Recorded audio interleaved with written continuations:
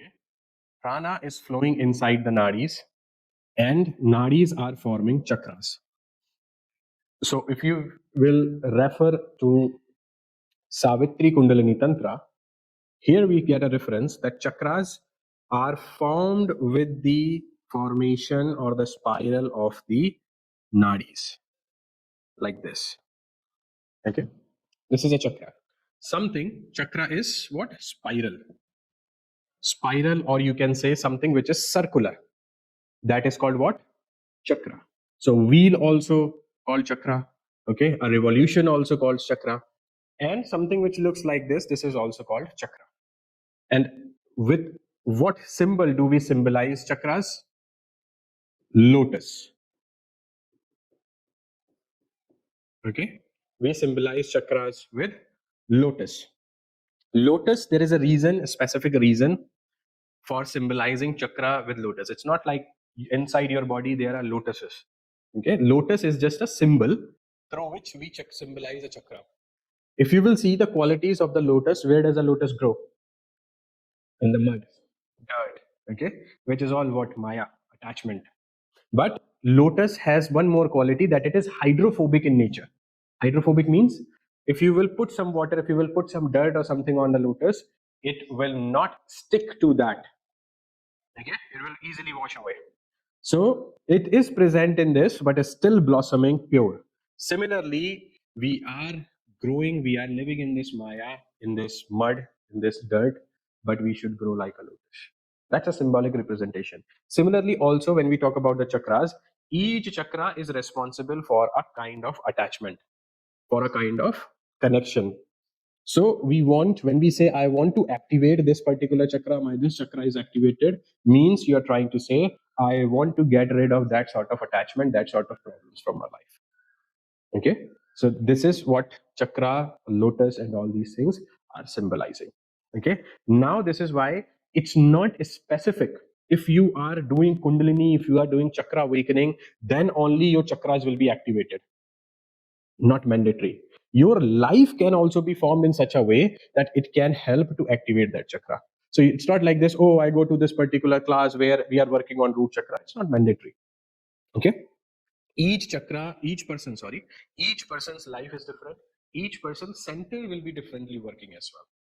Okay, some people have more blockage in root, some people have more blockage in the heart chakra, some people have in throat chakra. So person to person it varies. Second thing, activating all the chakras or opening all the chakras, whatever you want to call, and opening or activating Kundalini are two different things completely. Okay, completely two different things. If you open all the chakras, if you activate all the chakras, it will become very easy and smooth for the energy to go up. If the energy is not getting a clear path, then problems will start happening. Example, if you are working on Kundalini and your root chakra is blocked, you will start getting more and more attached towards those things which root chakra is causing that. This is why major problem for people when they are working on Kundalini comes when they are working on root and the sacral chakra. Because root, your at the perineum, sacral, base of the spinal cord, these two chakras are responsible for who you are. These two chakras are responsible for that. My name is this, I like this food, I like this sort of comfort, I like this sort of luxury, my identity is this is all decided by what? Root and sacral chakra. So your kind of the entire life is surrounded or bounded by the energy, how it is working here and how these two chakras are working as well. Okay, so today we are going to discuss about the root chakra only. What root chakra is, what is the symbol, what is the significance, and what we can do for this. Yes. So say that root, sacral chakra are already activated. You can see that chakra really did that. It's two different processes. You can activate and then get stuck with that. Then it will highlight whatever attached to that chakra will cause the blockage even more. So maybe just a tiny block before Kundalini and then Kundalini hits and then is what the block is. No, blockage. See, Kundalini is what? It's the pure energy, your pure potential, your true nature. So once if it is hitting that thing, it will cause problem for it. It is not going to make it worse. How does it going to make it worse? It's just like this, that you want to go in that direction, but I am grabbing your back. I'm not letting you go there. But your energy is like, no, I will go in that direction. So that way it will create problem. So that stuck will happen. Okay. Once it is easy, well, like when these two chakras are clear, when these two chakras are activated properly, it becomes easy for the person to go high, the energy to go up. Very easy, because other chakras you can easily simplify it. Okay, it's just like this, that if I ask you, you are ready for Kundalini, you are ready for liberation. Okay, I can give you liberation, whatever you are looking like this. But are you ready to leave your partner? Are you ready to leave whatever the job you do, whatever attachment you have? Are you ready to leave everything? You will be like, let me think about it. Yes, see, clearly no. So it means what? That attachment. So it's just like this. You are doing something which is trying to break the attachment, which is trying to get rid of all those negative things. But at the same time, you are putting all those things back. This is why whenever you go for a sadhana, certain rules are mentioned. Nowadays, it has become very easy. Like, it has made so popular, like Kundalini and all, awakening and all these things. But actual way is what? There is a step-by-step process which is mentioned. That with what sort of the place you should be, what sort of food you will be eating, where you will be living, in what area you will be living. All those things are mentioned actually. So we have to go step by step. We cannot like this, oh, if I'm not following these rules, but I will practice Kundalini, it will happen. Then it causes problem. This is why also Kundalini is considered as a dangerous practice, right? Because it's just like this. You want to achieve something. You are doing something which is helping you to achieve, but at the same time, you do not want to leave those things which is causing problem for achieving that. So this is why people say Kundalini is dangerous. It's very difficult. It's difficult because you are not prepared. That's why we focus more on preparation. That's why we more focus on purification. If you take care of these two things, you don't have to worry about anything. It will happen automatically. On the other hand, it's also not mandatory that if you are practicing Kundalini, then only you can activate Kundalini. No, if you're practicing Hatha, you can activate it. Okay, you can activate it through mantras. You can activate it by surrender as well. There are different ways to do that. And Kundalini is kind of, which is my perception also, like whatever I have studied till now, it's a milestone. It's a path actually. Suppose you are a Hatha yogi and your goal is liberation. So Kundalini awakening will come in your path to before achieving liberation. And this happens with everyone. You practice mantra, it happens in that as well. You practice Jnana Yoga and all, self-realization and all, it is also like that. So each and everything is like kind of whatever the different paths you are following. You are a Kriya Yoga practitioner, Yoga Hatha Yoga practitioner, they will all take you to one state where this has to go up before liberation. So there is no fixed thing here that no, only Kundalini Tantra or Kundalini practice will activate my energy. Then it is completely wrong. It means you are not prepared at all. You should have that mindset which is free, which is open. Otherwise, all these things will be limited to the physical part, material part, which is happening nowadays. If you will ask why you want to practice Kundalini, oh, there is problem going on in my life. I want to get rid of this. Why you want to practice Kundalini? Heart chakra blockage. I'm going through a lot of things. This is what? This is all material centered goal. And as I already told you, until and unless you will not achieve that sattvic state, if you will not see something beyond it, everything is limited to the material pleasure, which is limited to your physical body. It is somehow helping your mind to be settled because mind is also connected with the physical part. But the ultimate goal you will not achieve. Why? Because you're not following those things. Mhm. You said like many rules come into one, Hmm. and also Kundalini consists of these, right? So the preparation of the body is necessary, and then Uh, Kundalini is part of Hatha. You can say that way, because this will help you to go in that direction. Okay. So I need like also Jnana Yoga. And Yes. so Yes. everything is Connected. what then is Kundalini Yoga? See, Kundalini Yoga is, it's all about, if you are looking, the purpose of Kundalini was to understand what this is. Because whenever a Hatha Yoga practitioner or Tantric goes through with such practices, they experience such things. So it was for the sake of understanding that you should know what is happening with you. But slowly, when people see that, oh, it is having some impact on the sexual energy. This was the first main thing. It is having some impact on the sexual energy. Like, oh, let's publish it. Let's make it more and more popular. This is why if you will go invest, majorly people when you say Kundalini, they will think like, oh, you're talking about something related with sex. It's not related with it completely with that. That practice is also the part of it, but it's not everything. Okay, and also what path you follow. what life you are living, according to it you can achieve that. If suppose if you are a grahast, if you are a family person, you have children, you have a wife, then if you still want to achieve liberation, the rules are different for you. Okay, if you are a monk, if you are a hermit, the rules are different for you. So person to person, the path, the life which you are living, the rules will be designed like this. Is the beauty of, this, we say liberation. So there is liberty of choosing, okay, this is working good for me, so I will go with this way. I can work upon my body. I want something, which is very hard, which is more disciplined. I will go in Kriya Yoga or in Hatha Yoga. I just want to achieve something with pure wisdom. Then Jnana Yoga is there for you. And it's all taking you to one thing. That is liberation. And before liberation, this awakening will happen. You cannot achieve liberation without this. When Shakti reaches to Shiva, here we say Shiva is sitting here, Shakti is down. When Shakti meets Shiva, then you become one. Then non-duality happens. When non-duality happens, you achieve liberation. Right now is like your name is Raphael, so you are identifying yourself with something else. Okay, there are certain things. So we are dualistic in nature right now. Non-dualistic nature, when we will achieve these things, will like easy. This is why we say those people whose Kundalini is awakening properly, not chaotically. Properly, those whose Kundalini is awakening, you will not find these people in all these materialistic things. They never say like, "Oh, my Kundalini is awakened. Come, let me fly you." No, they will never say, they will never talk about such things. They will never talk about, they will even not come into these materialistic things. Okay, so it's this clear about this. Now let's talk about the root chakra. Okay,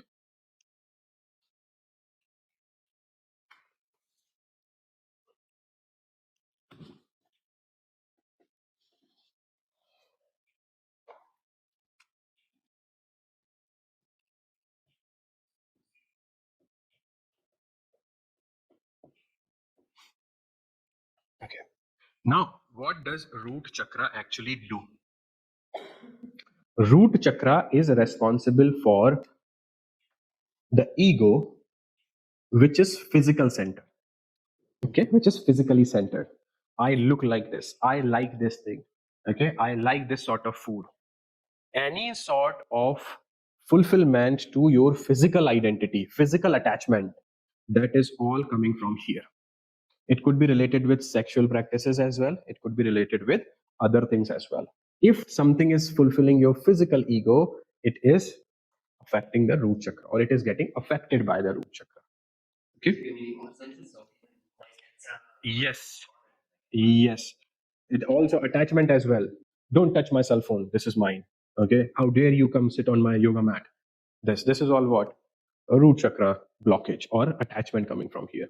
Okay, when root chakra activates, then we say the person will, first thing which will completely dissolve is that physical attachment in that person. Okay, or that physical attachment towards the things which are helping or which are boosting the attachment towards the physical body.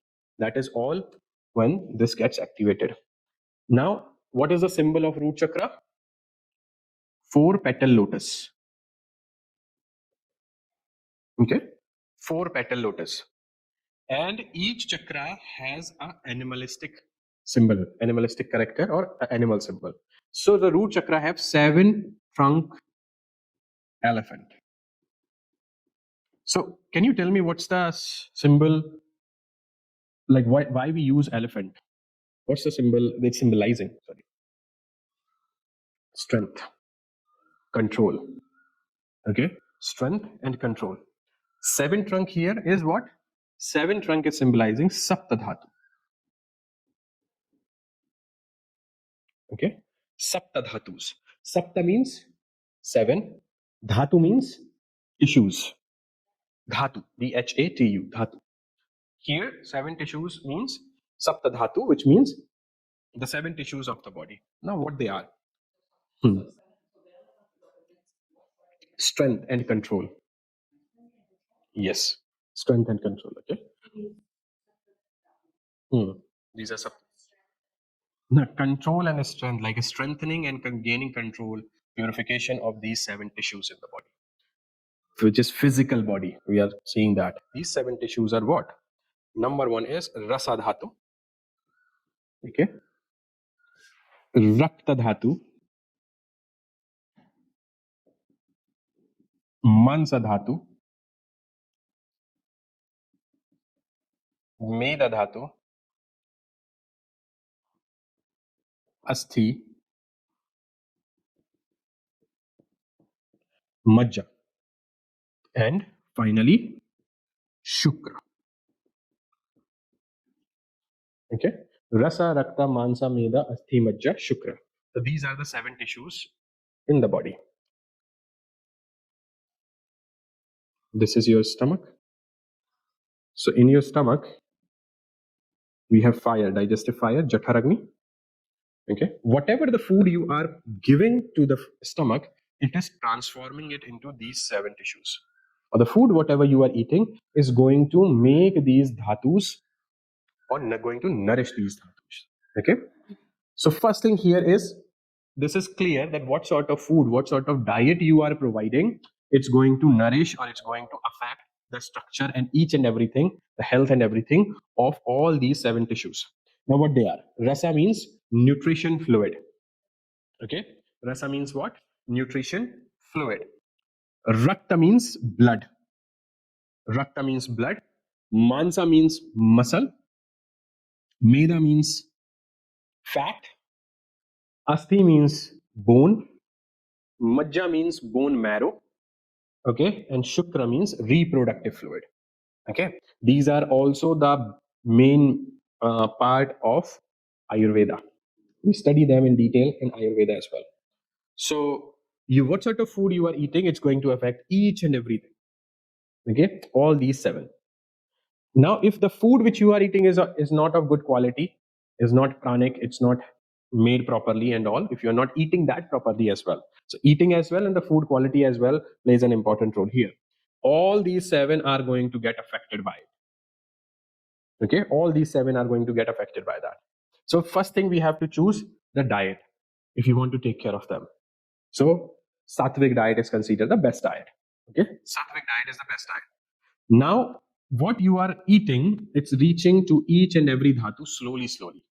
The food which you have eaten today, it will reach to Majja after 50 days approximately. Means your body still remembers what you have eaten 50 days back. Whatever you are eating now, it's going to become bone marrow after 15 days. It's going to become the part of that. Approximation. Okay. Then after 50 days, it will start becoming Shukra. Shukra means reproductive fluid. Okay. In males, this is called sperm.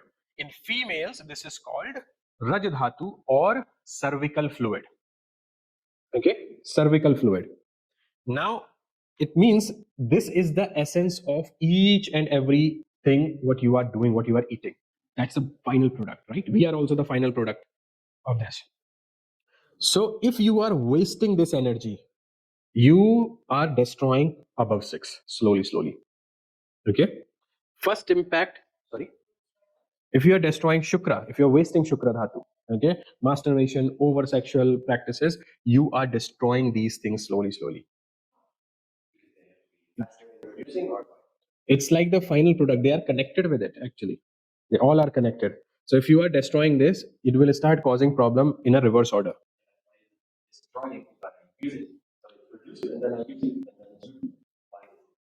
See, what's the purpose?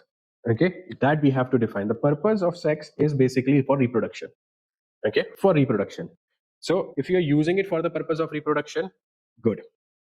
Second thing, this Shukra Dhatu, once you preserve it, once you work upon this energy, this is the final product. This is the essence of the all energy which you have. If you will work upon this, it will start nourishing each and every of them one by one, and then it start reaching towards your brain, which helps in Kundalini awakening. This is why also Kundalini awakening or in spiritual practices, Brahmacharya was mandatory or is mandatory. Brahmacharya, like celibacy, basically. It's not only limited. It's not only limited to not having sex, but it is also like in Patanjali Yoga Sutra. We already discussed about this Brahmacharya, one of the niyamas. Okay, this is what basically where you are controlling the senses. Okay, not only just having sex. It's not only that. It is also how much you eat, what you are eating, where you are investing time. That is also plays an important role. Okay. No, it's like from the food, it's becoming this, it's going like this. It takes time. Yes, it takes time. Start nourishing them. It also becomes 2 more dhatus, which is Ojas and Tejas. Ojas and Tejas are the final product of it. And approximately, it takes minimum 13 years of time to reach and to activate the channels. This is why 13 years of Brahmacharya was mentioned. Remember, 13 years of practice. Discipline was mentioned. We discussed earlier that if you want to activate, you have to focus on 13 years of practice. Because this is nourishing the body, it is making the changes in such a way that it is preparing you both physically, mentally, and energetically for the awakening. So it becomes important for a sadhak to practice brahmacharya and to practice all these things: controlling, preserving, and this. Second thing, controlling it might be easy, but if you will not channelize the energy, it will try to find another way to come out of the body. Okay, mostly people I have seen, they practice this, but they do not know. After few days, after approximately 10 to 15 days, okay, you will see, you will start getting crazy if you are not channelizing this, if you're not digesting it properly. Digestion in the sense channelization, physical work, exercise, okay, spiritual practices. If you are not doing these things, especially if you are new into this, physically you have to be very, very active. Okay, physically you have to be very, very active. This is why also when you hit puberty, you have enormous amount of strength. You do not get tired very easily. Throughout the day you are working, throughout the day you are playing, but a lot of energy, a lot of strength is there. You are channelizing it. If you are working on this energy, if you're working to channelize this for whatever the cause it is, you must channelize that, some physical work as well and the spiritual practice as well. Okay, so now you understand root chakra is not only just by sitting and locking the root and all, just by that you can activate it. Other things, if you will take care of this, it will also help you to activate your root chakra. Get it? Yes. Mm-hmm. This is like activation. It's not like an engine that's switched on and suddenly it's there. No, it takes time. It takes time. Nothing will go like this. This is why in first preparation part we discussed about patience. Patience is important. If you don't, if you are not having patience enough, it's not going to work. So with the root chakra as an ego concept, it's not like all of a sudden I don't care about material things, but maybe I notice I don't have the attention anymore. So something breaks, okay. Yeah, it's just like this. You have eyes. You cannot live your life by closing the eyes. You should decide what, where, and how I want to use that. Right? What I want to see, what I want to perceive, what I want to absorb. It's in your control. Similar thing here as well. All these things are there in our body. How you want to utilize it, how you want to channelize that, that's in our hand. Okay, some uses this for spiritual purpose, some uses this for physical purpose, some uses this for emotional purpose as well. So depending on your goal, all these things will be working for you in the right direction. This is why I always say, whenever you enter into any sadhak, try to becoming a sadhak, basically you are entering in a sadhana, you should first make your goal clear, that what do you want to achieve with this, whatever it is. Okay, same thing. Okay, if suppose you guys are here, I'm teaching the same thing. One person can have some physical goal, one person can have some mental goal, one person can have some spiritual, one person can have something else. Whatever your goals are, I will teach you the same thing, I will go through with the same thing, but you will be able to align yourself in that direction, that how can I use it. So utilizing all these things will be beneficial when your goal is clear. What do you want to actually achieve, what do you want to actually looking